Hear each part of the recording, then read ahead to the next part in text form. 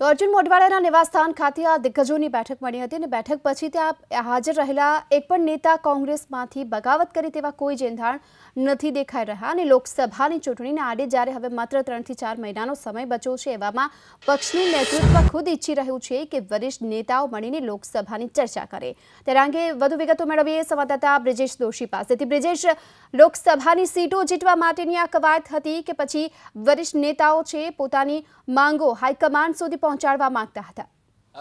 ગીતાજી વાત કરું, બંને મુદ્દાઓ છે। સ્પષ્ટ રીતે નારાજગી તો છે જ, નારાજગી નથી એવું નથી। તમામ નેતાઓ ખુલીને કહી ચૂક્યા છે, વારંવાર આ વાત બહાર આવી ચૂકી છે। ખુદ પ્રદેશ પ્રભારી રાજીવ સાતવ પણ આ વાતથી સહમત છે અને તેમને ખ્યાલ છે આ વાતનો, તેમના ધ્યાનમાં તમામ બાબતો છે ને એટલે જ તેઓ જ્યારે પણ ગુજરાતની મુલાકાતે આવે છે તો તમામ નેતાઓ સાથે તેમનું ભોજનના નામે તેઓ મળવા જતા હોય છે અને નારાજગી દૂર કરવાનો પ્રયાસ કરતા હોય છે।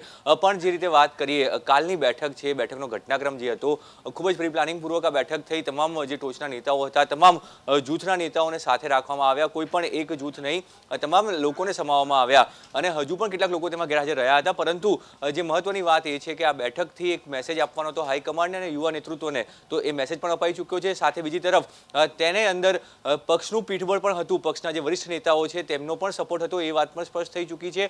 કારણ કે પક્ષના સપોર્ટ વગર આ પ્રકારની કોઈ પણ જાતની બેઠક અમદાવાદની અંદર ન યોજાય, કારણ કે અમદાવાદ પણ જે મહત્વની વાત હતી કે ગુપ્તતા ન જળવાય, આ બેઠકની વાત મીડિયામાં આવી ગઈ, પણ આ બેઠક થવાની હતી, તમામ વસ્તુઓ હતી અને તેને ગુપ્ત રાખવાની વાત હતી, પરંતુ ગુપ્તતા ન જળવાતા સમગ્ર વાત મીડિયામાં આવી અને એટલા માટે શિસ્તભંગની કોઈ વાત નહીં આવે। ગઈકાલે મારી પોતાની પ્રદેશ પ્રમુખ સાથે જે વાતચીત થઈ તે પ્રમાણે લોકશાહીની વાત કરવામાં આવી છે કે પક્ષમાં લોકશાહી છે અને લોકશાહીની અંદર તમામ લોકો બેઠક કરતા હોય છે, પક્ષના હિતમાં બેઠક કરી છે। કોઈ એવું નિવેદન નથી આપ્યું કે જે પક્ષને નુકસાન કરતું હોય કે અથવા તો પક્ષની વિરુદ્ધમાં હોય, એટલે તે પ્રકારની જ્યારે વાત આવતી હોય તો તેની અંદર શિસ્તભંગની વાત નહીં કરવામાં આવે।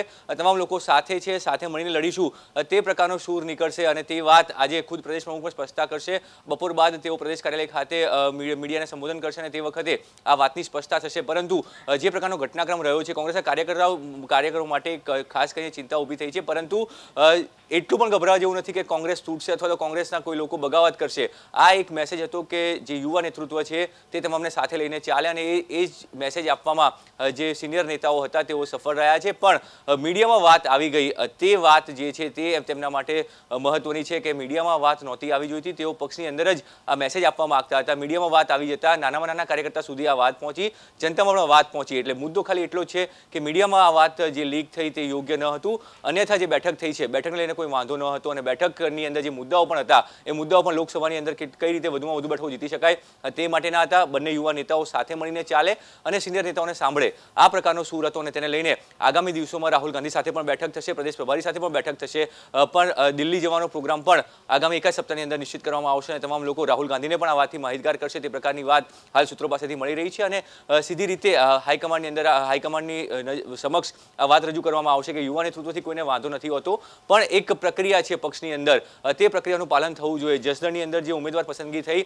તો તેમાં પણ સિનિયરોનો મત નહોતો જણાયો, તે પ્રકારની એક વાત બહાર આવી હતી, કારણ કે હંમેશા ચૂંટણી સમિતિની એક બેઠક મળતી હોય છે તેની અંદર એ નિર્ણય લેવાતો હોય છે, પરંતુ જસદણની અંદર ચૂંટણી સમિતિની કોઈ બેઠક નથી મળી કે જેની અંદર સિનિયર નેતાઓ પણ સામેલ હોય છે। એટલે આ મુદ્દો પણ એક મહત્વનો હતો કે સિનિયર નેતાઓને તમે પૂછીને અથવા તો તેમને સાથે લઈને ચાલો, તે પ્રકારનો મત, કારણ કે તેઓ પણ પક્ષની સાથે કામ કરવા માંગે છે, પક્ષની વિરુદ્ધમાં કોઈ જવા નથી માંગતું, પક્ષ તેમના માટે મુખ્ય છે અને પક્ષ માટે તેઓ છે અને પક્ષના કાર્યકર્તા તરીકે કામ કરી રહ્યા છે। એટલે આ તમામ મુદ્દાઓ હતા જે મુદ્દાઓને લઈને કાલની બેઠકમાં મંથન થયું અને તે વાત કરવામાં આવી અને એ વાત હાઈકમાન્ડ સુધી પણ પહોંચાડવામાં આવી છે। જી આભાર આપનો આ સમગ્ર માહિતી બદલ। તો જે પ્રમાણે આ બેઠક બાદ એ વાત ચોક્કસથી સામે આવી રહી છે કે યુવા નેતૃત્વ સામે કોઈ વાંધો નથી, પરંતુ જે એક પ્રક્રિયા છે તેને અનુસરવી એટલી જ જરૂરી બને છે, આ પ્રકારનો સંદેશ છે તે આ બેઠક પરથી મળી રહ્યો છે। આ સાથે આપણે એ પણ જણાવી દઈએ કે ગુજરાત કોંગ્રેસમાં સુનામી લાવી એ પ્રકારની આ બેઠકને લઈ એબીપી અસ્મિતા મોટો ખુલાસો કરવા જઈ રહ્યું છે। અર્જુન મોઢવાડિયાના નિવાસસ્થાને બેઠકમાં હાજર રહેનાર નેતાઓ સામે શિસ્તભંગના કોઈ પણ પ્રકારના પગલાં